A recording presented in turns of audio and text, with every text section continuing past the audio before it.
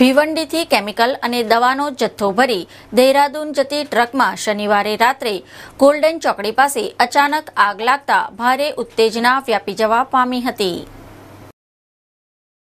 રાષ્ટ્રીય ધોરીમાર્ગ પરના ગોલ્ડન ચોકડી પાસે શનિવારની રાત્રે દવાનો જથ્થો ભરીને પસાર થતી ટ્રકમાં આકસ્મિક ભીષણ આગ ભભૂકી ઉઠી હતી। આગના બનાવને પગલે ફાયર બ્રિગેડના લાશ્કરોની ટીમ ઘટના સ્થળે ધસી ગઈ હતી, પરંતુ ટ્રકમાં ફાટી નીકળેલ ભીષણ આગને પગલે ફાયર ફાઇટના 7 જેટલા બંબા કામે લગાડવામાં આવ્યા હતા। નેશનલ હાઈવે પર આગના ધુમાડાના ગોટા અને લપકાર મારતી અગનજ્વાળાને પગલે હાઈવે પર ભારે ઉત્તેજના ફેલાઈ ગઈ હતી। મોડી રાત સુધી આગને કાબૂમાં લેવાની કાર્યવાહી ચાલુ રહી હતી। ભીષણ આગમાં આખી ટ્રક સળગીને ખાખ થઈ ગઈ હતી। ટ્રકમાં ચાલુ આગે કેમિકલ ભરેલ ડ્રમમાં ધડાકા થતા હોવાથી બનાવ સ્થળનો હાઈવે કોર્ડન કરી દેવામાં આવ્યો હતો।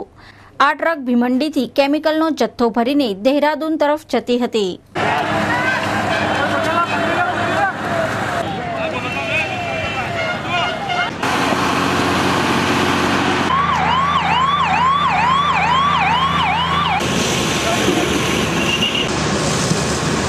नौ वागे एक ट्रक नंबर है जे यूपी नंबर है यूपी 12T5954 एम दवा भरेली थी अने मुंबई थी दवा भरेली थी देहरादून लई जता था। ते दरमियान कोई कारणोसर आग लागेली है। आग पर 90% काबू आवी गयेलो है अने फायर फाइटरो 6 થી 7 बंबा आवी गया है।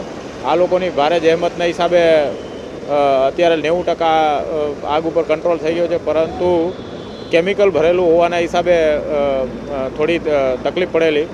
कोई जानहानि नहीं अने अत्यारे कार्यवाही चाले छे। कोई कयूम सन ऑफ फिक्का सुन्नी मलिकनी ट्रक है, उत्तर प्रदेशनी ट्रक है। સ્થળ પર આવી જોતા એની અંદર વિવિધ પ્રકારના કંઈ લેબ કેમિકલ્સ છે અને એવા કેમિકલ્સ છે કે એને સતત 4 બાજુથી આપ જોઈ રહ્યા છો કે અમે પાણીનો મારો છે, ફોર્મ મારીએ છીએ, પણ એ કેમિકલ્સ એવા છે કે ઓલવાતા નથી। બીજું, એ જે ટ્રક છે એમાં 700 લીટર ડીઝલ ભરેલું હતું, એ ટેન્ક પણ ફાટેલી છે, એટલે આમાંથી સતત ડીઝલનો પ્રવાહ ચાલુ છે। અને પ્લસ જે ટ્રક છે એ ટ્રકનું જે ફ્લોરિંગ કહેવાય એ વચ્ચેથી ફાટી ગયું છે, એટલે અંદરનું જે કેમિકલ છે એ નીચે પડે છે। ત્યાં સુધી અમારું પાણી પહોંચે છે, ત્યાં સુધી આગ ઓલવા છે। જેવું પાણી બીજી સાઈડે ખસે એટલે તરત પાછો ફ્લેમ ચાલુ થઈ જાય છે। કેવી રીતે આગ લાગી હોય લાગે છે?